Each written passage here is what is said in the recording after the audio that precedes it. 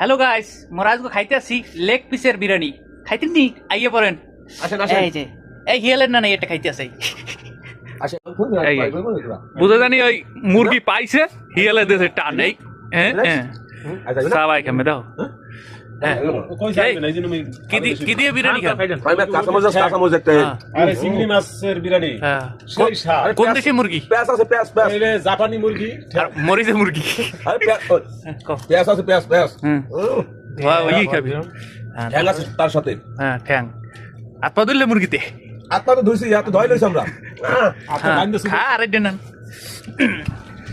এই দেখেন এই লেগ পিসের বিরিয়ানি যে যে খাইতেন কমেন্ট করেন আর আইয়ে পড়েন আর এটার মতন খাইয়েন।